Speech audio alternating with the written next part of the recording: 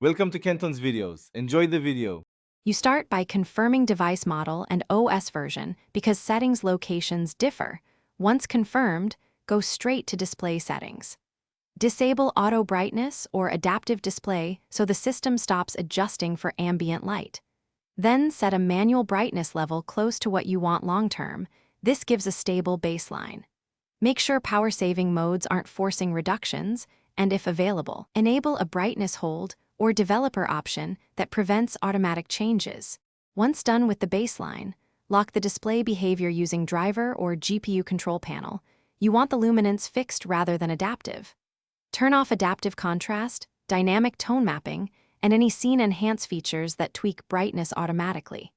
If your OS supports color profiles, apply a fixed profile or calibrate to a chosen gamma and white point so the system has no reason to shift output. Also disable any ambient sensor-based apps that can override these settings.